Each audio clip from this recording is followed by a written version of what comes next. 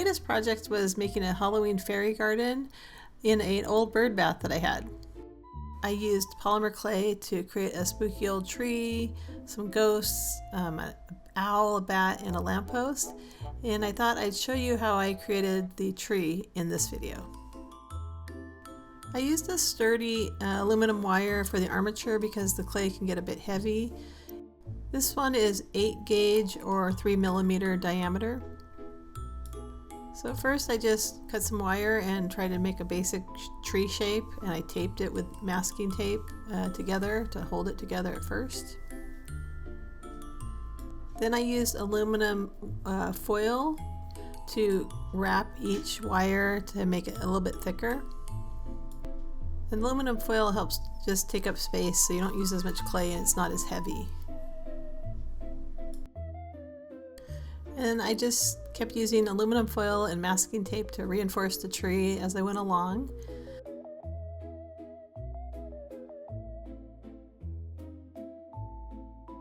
At the end of the larger branches, I added smaller pieces of wire to just make it look like it's branching off and getting smaller. And I noticed towards the end that the tree didn't look very balanced, so I ended up adding another branch just to make it look like a full tree.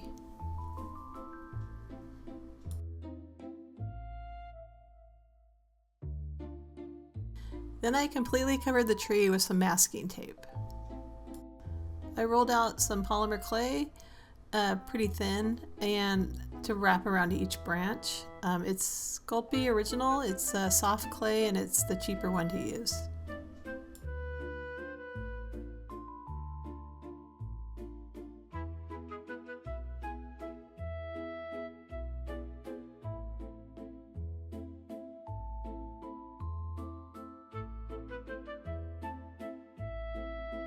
I covered each branch with the polymer clay, and then I realized I still wanted some branches at the top, some smaller branches, so I added a few more wires, and I think those wires I used were a little bit smaller, and then I just covered it with some more clay.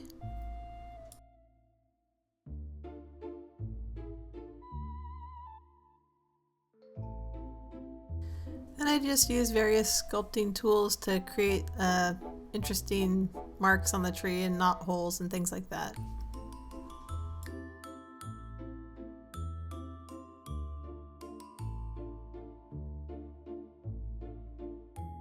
Then I used a pointed tool to engrave lines in the tree to make it look like bark.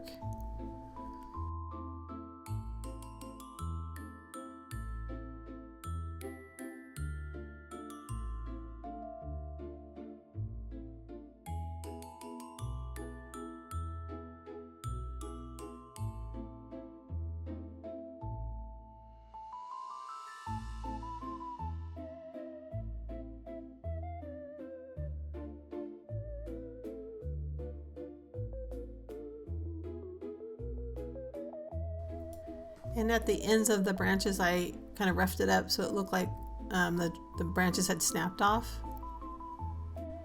I decided to make the base just a little bit wider just so that the tree wouldn't fall over very easily. After I was done sculpting and I was happy with it, I baked it. I then painted the tree with some chalk paint because it covers pretty well.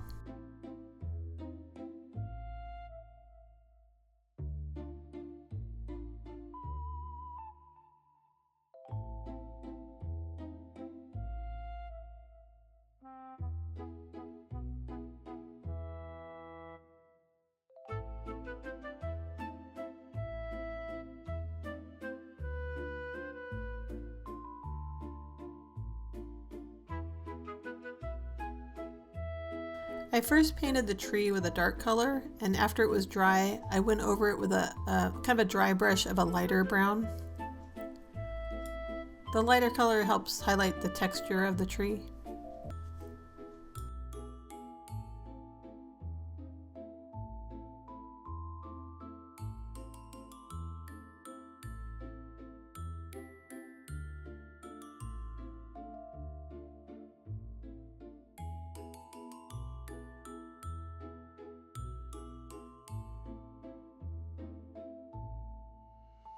I use this to seal the tree and give it a glossy finish.